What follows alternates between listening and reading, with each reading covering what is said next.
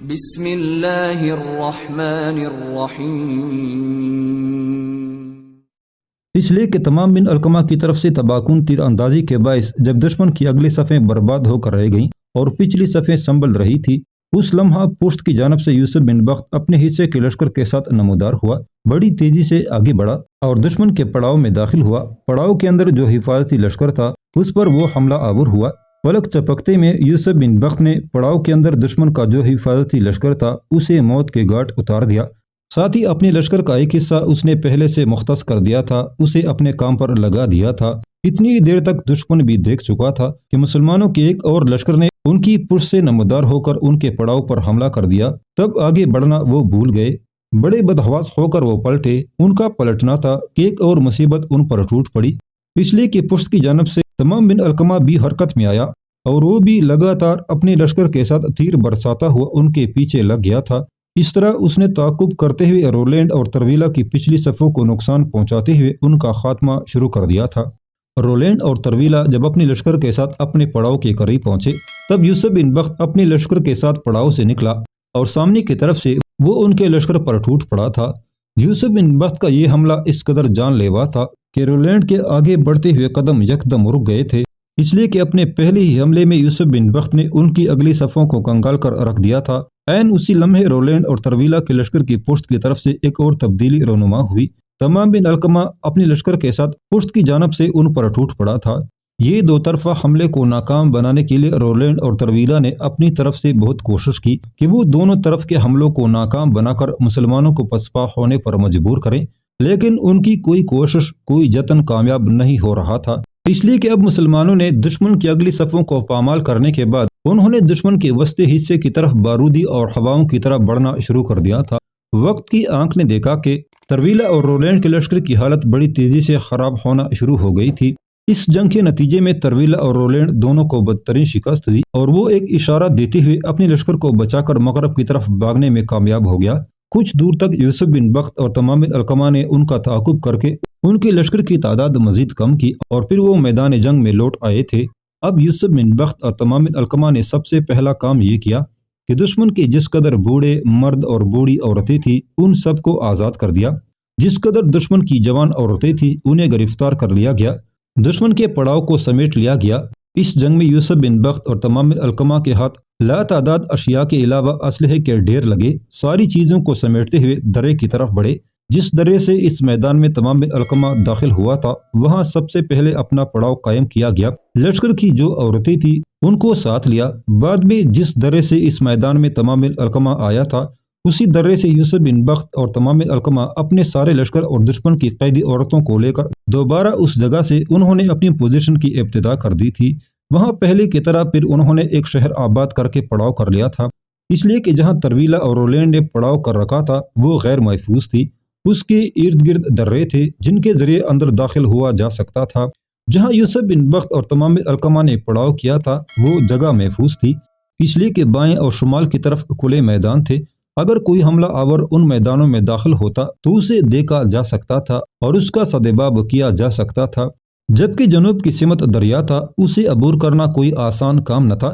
جب خیمے نصب ہو گئے، پڑاؤ کے اندر یوسف بن بخت اور تمام بن علقمہ لشکریوں کی دیکھ بھال کرنے اور لشکر کے لیے کھانا تیار کرنے کا حکم دینے کے بعد ایک خیمے میں آئے۔ وہ خیمہ یوسف بن بخت کا تھا اور یوسف بن بخت تمام بن علقمہ کو بھی ساتھ لایا تھا۔ ابھی وہ نشستوں پر بیٹھنے ہی لگے تھے کہ یوسف بن بخت کا ایک چھوٹا سالار سامنے نمودار ہوا اور یوسف بن بخت کو مخاطب کر کے کہنے لگا، امیر، دشمن کی گرفتار ہونے والی عورتوں میں سے ایک لڑکی اپنا نام بیازین بتاتی ہے اور یہ بھی کہتی ہے کہ وہ فرانس کے بادشاہ شارلیمان کے بھتیجے رولینڈ کی چھوٹی بہن ہے۔ وہ آپ سے ملنا چاہتی ہے۔ میں اسے ساتھ نہیں لایا، اگر آپ اجازت دیں تو میں اسے لے کر آؤں۔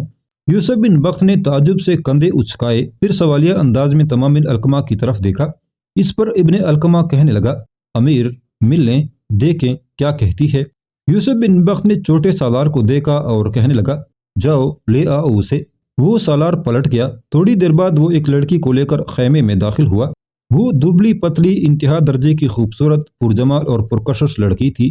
خیمے میں آنے کے بعد تھوڑی دیر وہ عجیب سے غصے بھرے انداز میں یوسف بن بخت اور تمام بن علقمہ کی طرف دیکھتی رہی۔ پھر دھیمی سی آواز میں جس میں غصہ نمایاں تھا اس نے پوچھا، تم دونوں میں اس لشکر کا سالار اعلیٰ کون ہے؟ اس پر تمام بن علقمہ نے یوسف بن بخت کی طرف اشارہ کیا، ساتھ ہی کہنے لگا، خاتون یہ ہمارے سالار اعلیٰ ہیں، نام اس کا یوسف بن بخت ہے، میں ان کا نائب ہوں، میرا نام ابن علقمہ ہے، کہو کیا کہنا چاہتی ہو؟ جواب میں رولینڈ کی خوبصورت اور پرجمال بہن بیازین نے کھا جانے والے انداز میں یوسف بن بخت کی طرف دیکھا، پھر اسے مخاطب کر کے کہنے لگی، مسلمانوں کے سالار، میرے بھائی کے پڑاؤ سے جس قدر لڑکیاں تم نے گرفتار کی ہیں ان سب کو آزاد کر دو، اپنے لیے موت کے عذاب اور بدبختی کی قہرمانیت کو آواز دو گے۔ یوسف بن بخت کے لبوں پر ہلکا سا تبسم نمودار ہوا، پھر بیازین کو مخاطب کر کے کہنے لگا، تم عورت ہو، جواب دینے کے لیے میں وہ الفاظ استعمال نہیں کر سکتا جو میں ایسے کسی مرد کے لیے کر سکتا تھا۔ خاتون، ہم نے تم لوگوں کو اغوا نہیں کیا، تمہارے بھائی اور اس کے حاکم کے خلاف جنگ جیت کر تم سب کو اپنا اسیر بنایا ہے۔ یوسف بن بخت خاموش ہوا، تب بیازین اس کی نسبت زیادہ غصے اور کسی قدر دم کی آمیز لہجے میں اسے مخاطب کر کے کہنے لگی، مسلمانوں کے سالار، اگر تم یہ خیال کرتے ہو کہ میرا بھائی رولینڈ اور اشتور اور اس کے حکمران ترویلا کو شکست دینے کے بعد ان علاقوں میں تم سے باز پرس کرنے والا کوئی نہیں، کوئی تمہارے خلاف کارروائی نہیں کرے گا، تو یہ تمہاری بھول اور غلط فہمی ہے۔ میں فرانس کے عظیم بادشاہ شارلمان کی بھتیجی ہوں، اسے جب خبر ہوگی کہ اس کے بھتیجے یعنی میرے بھائی رولینڈ کو تمہارے ہاتھوں شکست ہوئی ہے اور جس کے نتیجے میں میرے علاوہ بہت سی لڑکیوں کو قیدی بنا لیا گیا ہے، تو یاد رکھنا وہ فرانس سے آندھی اور طوفان کی طرح اٹھے گا، ان علاقوں میں مسلمانوں کی جو قوت بھی اس کے سامنے آئے گی اسے اپنے پاؤں تلے رونتا ہوا فنا اور بربادی کا کھیل کھیلتا ہوا آئے گا۔ جب تک حسین اور خوبصورت بیازین بولتی رہی، یوسف بن بخت مسکراتے ہوئے اس کی طرف دیکھتا رہا۔ جب وہ خاموش ہوئی تب اسے مخاطب کر کے کہنے لگا، بی بی دھمکی اچھی ہے لیکن ایسی دھمکیاں کارگر ثابت نہیں ہو سکتی، میں تمہیں اجازت دیتا ہوں کسی کو اپنے چچا شارلمان کی طرف قاصد بنا کر بھیجو، جو صورتحال پیش آئی ہے اسے آگاہ کرو، اگر اپنے رد عمل کا اظہار کرتے ہوئے فرانس کا بادشاہ شارلمان ان علاقوں پر حملہ آور ہوتا ہے تو میں ابھی سے تمہیں یقین دلاتا ہوں کہ شارلمان کو بھی شکست ہوگی، اس کا پیچھا فرانس کے سرحدوں تک ہم اس طرح کریں گے جیسے کوئی گڈریا اپنے بھیڑ بکریوں کی حفاظت کرنے کی خاطر خونخوار اور خطرناک بھیڑیوں کا کرتا ہے۔ بی بی تم بھول رہی ہو، ہم تو موت کے پیچھے بھاگنے والے لوگ ہیں، تم اس طرح کر کے اپنے لیے کوئی فائدہ حاصل نہیں کر سکو گی، میں ابھی اپنے لشکر کے ساتھ یہاں قیام کیے ہوئے ہوں اور دیکھتا ہوں تمہارا بھائی رولینڈ اور تمہارا چچا شارلمان تم لوگوں کے لیے کیسے رد عمل کا اظہار کرتے ہیں۔ اور ایک بات یاد رکھنا بی بی، ان علاقوں میں داخل ہونے کی ابتدا تمہارے بھائی رولینڈ نے کی تھی اور یہ سب کچھ فرانس کے بادشاہ کی شہ پر کیا جا رہا ہے، ہم تو تمہارے حملے کا جواب دینے کے لیے ادھر آئے ہیں، ان علاقوں میں حملہ آور ہونے کی ابتدا ہماری طرف سے نہیں ہوئی، جب برائی کی ابتدا تمہاری طرف سے ہوئی تو پھر اس کے نتیجے میں تمہیں لوگوں کو ہی بھگتنا پڑے گا۔ میں اس موضوع پر مزید گفتگو کرنا پسند نہیں کروں گا، تم جاؤ اپنے ساتھی لڑکیوں کے ساتھ آرام کرو۔ یوسف بن بخت کا جواب سن کر لمحہ بھر کے لیے بیازین کی گردن جھک گئی تھی اور پھر چپ چاپ خیمے سے نکل گئی تھی۔ جب وہ واپس اپنی قیامگاہ میں گئی تو جنگ میں جو لڑکیاں گرفتار ہوئی تھی وہ ساری اس کے گرد جمع ہوئی، پھر ان میں سے ایک جو بیازین کی قریبی ساتھی تھی بڑے پیار سے اس کا بازو پکڑ کر کہنے لگی، کیا تمہاری ملاقات مسلمانوں کے سالار سے ہوئی؟ بیازین منہ سے کچھ نہ بولی، دکھ بھرے انداز میں اس نے اپنی گردن اسبات میں ہلا دی تھی۔ اس پر اسے مخاطب کرنے والی لڑکی بھی اس کی حالت دیکھتے ہوئے پریشان ہو گئی تھی۔ دوبارہ اس نے اس سے پوچھ لیا، کیا کہتا ہے وہ؟ جواب میں بیازین نے غور سے وہاں کھڑی ساری لڑکیوں کی طرف دیکھا، پھر یوسف بن بخت کے ساتھ جو گفتگو ہوئی تھی اس کی تفصیل اس نے سب لڑکیوں سے کہہ دی تھی۔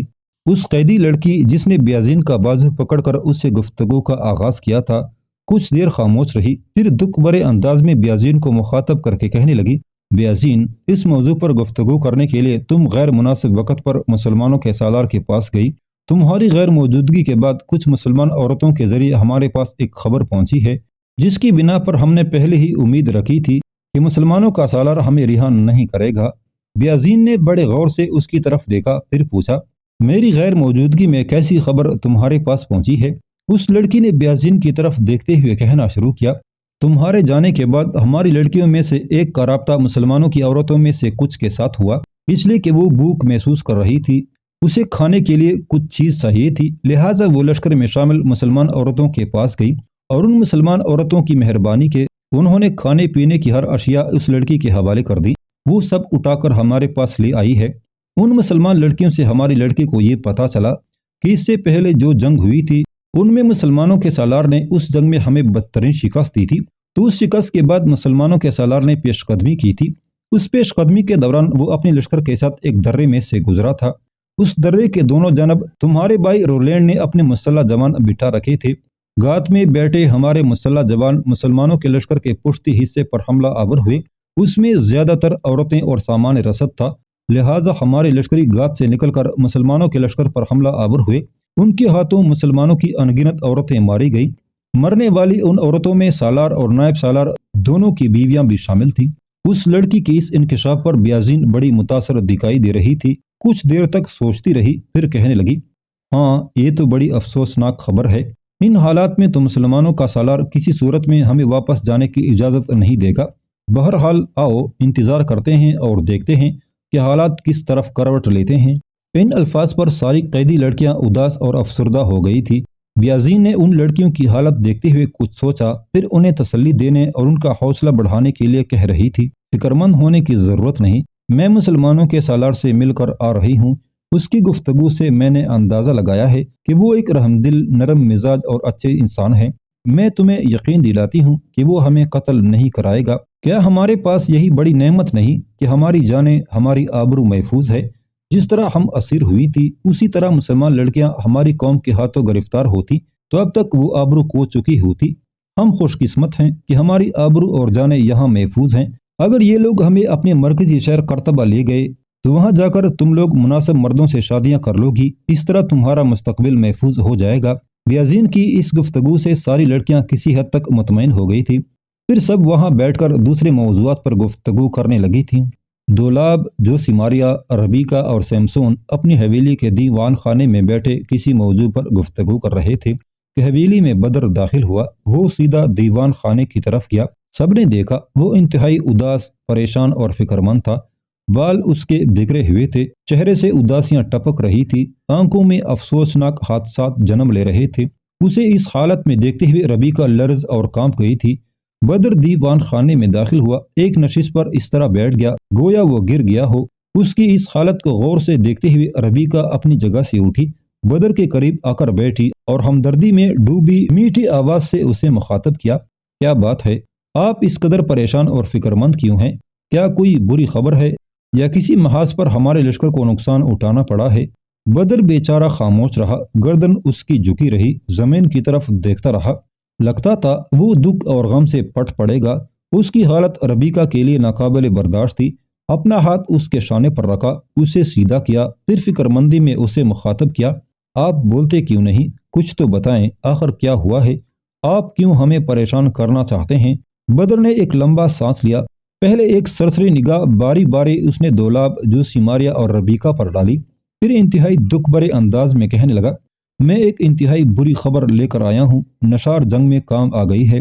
اس موقع پر جس لگانے کے انداز میں ربیکا اپنی جگہ پر اٹھ کھڑی ہوئی، اپنے کانوں میں اس نے انگلیاں دے لی، پھر روتی ہوئی آواز میں چیخ اٹھی، یہ آپ کیا کہہ رہے ہیں؟ دوسری طرف دولاب، جوسیماریا اور سیمسون کی حالت بھی عجیب ہو رہی تھی، چہرے پیلے اور ہلدی ہو گئے تھے۔ ربیکا پھر اپنی جگہ پر بیٹھ گئی، کہنے لگی، آپ سے یہ خبر کس نے کہی؟ بدر کسی قدر سنبھلا، پھر دھیمے سے لہجے میں کہنے لگا، تھوڑی دیر پہلے مجھے امیر عبد الرحمن بن معاویہ نے بلوایا تھا، کچھ قاصد یہ خبر لے کر امیر کے پاس آئے تھے۔ امیر بڑا پریشان اور فکرمند تھا۔ جب میں اس کے پاس پہنچا تو اس نے دکھ سے انکشاف کیا کہ جس وقت یوسف بن بخت اپنے لشکر کے ساتھ ایک درے کے بیچ سے گزر رہے تھے کہ دشمن کا لشکر اس کے لشکر کے پشتی حصے پر نمودار ہوا، اور نشار کے علاوہ تمام بن علقمہ کی بیوی اور دوسری بہت سی عورتیں دشمن کے اس اچانک حملے میں ماری گئیں۔ یہاں تک کہنے کے بعد بدر خاموش ہو گیا، کچھ سوچا، پھر وہ دوبارہ کہہ رہا تھا، امیر عبد الرحمن بن معاویہ خود انتہا درجے کے پریشان اور فکرمند تھے۔ مجھے بلا کر انہوں نے مجھے کہا کہ وہ خود اتنی ہمت نہیں رکھتے کہ نشار کے مرنے کی خبر اس کے ماں باپ تک پہنچائیں، لہٰذا مجھے بلا کر انہوں نے کہا ہے کہ میں یہ خبر کسی نہ کسی طرح اس کے اماں اور ابا سے کہوں، ساتھ ہی انہیں سنبھالنے کی کوشش بھی کروں۔ اب میں سالم بن عطوف اور خالہ عبورہ کی طرف تو نہیں گیا، نہ ہی میری ہمت پڑی ہے کہ میں ان کو یہ خبر جا کر سناؤں۔ یہ خبر سن کر ان کی جو حالت ہوگی، ان کا خیال کرتے ہوئے میرے رونگٹے کھڑے ہو جاتے ہیں۔ ان بیچاروں کی 2 لڑکیاں تھیں، ایک اپنے شوہر کے ساتھ ماری گئی اور ایک نشار رہ گئی تھی، وہ بھی بیچاری جنگ میں کام آ گئی ہے۔ یہ خبر اگر میں جا کے میاں بیوی سے کہتا ہوں تو ڈرتا ہوں کہ جو حالت ان کی ہوگی وہ میرے لیے ناقابل برداشت ہوگی۔ اسی بنا پر میں آپ لوگوں کے پاس آیا ہوں کہ اس موقع پر ہمیں کیا کرنا چاہیے۔ تاہم امیر عبد الرحمن کے پاس سے نکلتے ہوئے میں نے ایک لشکری کو سالم بن عطوف کی طرف روانہ کیا ہے اور میں نے اس لشکری کے ہاتھ پیغام بھیجا ہے کہ سالم بن عطوف کو یہاں بھیج دے۔ اب مجھے امید ہے کہ سالم بن عطوف کچھ دیر تک یہاں پہنچے گا اور ہمیں یہ خبر اس سے کہنا ہوگی۔ بدر جب خاموش ہوا تب انتہائی دکھ بھرے آواز میں ربیکہ کہنے لگی، یہ خبر سن کر جو حالت میاں بیوی کی ہوگی وہ ہمارے لیے بھی ناقابل برداشت ہوگی۔ نشار کو میں اپنی سگی بہن کی طرح سمجھتی تھی، اس کے مرنے سے میں سمجھتی ہوں گویا میں ایک بازو سے محروم ہو گئی ہوں۔ ربیکہ جب خاموش ہوئی تو بدر پھر بول اٹھا، نشار کے مرنے کی خبر سن کر انہیں اور غم ہوگا، وہ چند لمحوں میں تو رفع نہیں ہو جائے گا، اپنے معمول کی حالت پر آنے کے لیے انہیں دن اور ہفتے لگ سکتے ہیں۔ امیر کا کہنا ہے کہ اس دوران ہمیں ان دونوں کو سنبھالنا ہوگا، جب یوسف بن بخت لوٹ آئے گا تب ان دونوں میاں بیوی کے لیے پرآسائش مقام میں رہنے کے لیے مستقل بندوبست کیا جائے گا۔ بدر جب خاموش ہوا تب ایک بار پھر اپنی آنکھیں خشک کرتے ہوئے ربیکہ کہنے لگی، امیر کا کہنا درست ہے، میں اور آپ دونوں چند دن تک محترم سالم بن عطوف کے ہاں قیام کریں گے کہ نشار میری بہن تھی، اس کے مرنے سے میں سمجھتی ہوں میری روح تک لرز کام کر رہ گئی ہے۔ میں تو یہ سوچ رہی ہوں کہ میں نشار کے مرنے کی اس خبر کے بعد اس کے ماں باپ کا کیسے سامنا کر پاؤں گی، اس کی حالت کیسے دیکھ پاؤں گی۔ ابھی سے میں ذہن میں ان کی حالت کا سوچتی ہوں تو میرے رونگٹے کھڑے ہو جاتے ہیں۔ ربیکہ خاموش ہو گئی، اس لیے کہ حویلی میں سالم بن عطوف داخل ہوا، سیدھا اس کمرے میں گیا جس میں وہ سب بیٹھے ہوئے تھے، پھر بدر کی طرف بڑھا، سب نے اٹھ کر اس کا استقبال کیا۔ بدر نے آگے بڑھ کر اس کا ہاتھ پکڑا اور اپنے قریب بٹھا لیا۔ اس موقع پر سالم بن عطوف نے بدر کی طرف دیکھتے ہوئے پوچھ لیا، بدر میرے بیٹے، تم نے مجھے بلایا ہے، خیریت تو ہے؟ سالم بن عطوف کے اس سوال پر کمرے میں کھا جانے والی خاموشی تھی۔ پھر ڈرے ڈرے اور خوفزدہ سے انداز میں بدر نے نشار کے مرنے کی تفصیل کہہ دی تھی۔ یہ خبر سن کر سالم بن عطوف کا رنگ پیلا ہو گیا تھا، کچھ دیر ہونٹ کاٹتا رہا، آنکھیں بڑی تیزی سے چپکاتا رہا، پھر آنکھوں سے پانی بہہ نکلا، اپنا چہرہ اس نے اپنے دونوں ہاتھوں سے تھام لیا، پھر کمرے میں بیٹھا ہر شخص اس کی سسکیاں اور اس کی دبی دبی ہچکیاں سن سکتا تھا۔ اس موقع پر بدر نے سالم بن عطوف کو اپنے ساتھ لپٹا لیا تھا، کچھ دیر تک ایسا ہی سما رہا، سالم بن عطوف کی ہچکیاں گلے میں دبتی رہیں، بدر انہیں سنبھالا دیتا رہا، یہاں تک کہ سالم بن عطوف علیحدہ ہوا، سر پر بندے امامے کے پلو سے اس نے اپنی آنکھیں خشک کر لیں۔ اس کے بعد دولاب، جوسی ماریا، سمسون اور ربیکہ سالم بن عطوف سے نشار کے مرنے کا دکھ اور افسوس کر رہے تھے۔ سالم بن عطوف کچھ دیر تک چپ چاپ بیٹھا رہا، یہاں تک کہ اس نے بدر کی طرف دیکھا اور پوچھا، یہ خبر پہلے کس کے پاس پہنچی اور پہلے کون میری بدقسمتی اور میری بدبختی کی یہ خبر لایا؟ ربیکہ اس موقع پر اٹھی، سالم بن عطوف کے پیچھے کھڑی ہو گئی، خود بھی رو رہی تھی اور اس کے شانے بھی دبا رہی تھی۔ بدر نے سالم بن عطوف کو خبر کے آنے کی تفصیل بتا دی تھی۔ اس کے بعد پھر کچھ دیر تک خاموشی رہی، جہاں تک کہ سالم بن عطوف نے ربیکہ کے دونوں ہاتھ پکڑ لیے، پھر روتی مگر شفقت بری آواز میں کہنے لگا، میری بیٹی، تو یہاں میرے پاس آ کر بیٹھ جا، نشار کے ہمیشہ کے لیے بچھڑ جانے کے بعد میں سب سے زیادہ تیری ضرورت محسوس کروں گا، اس لیے کہ تو ہی میری بیٹی کے ساتھ زیادہ رہتی تھی، تجھے دیکھ کر کم از کم یہ تو احساس ہوگا کہ ہماری ایک اور بیٹی بھی ہے۔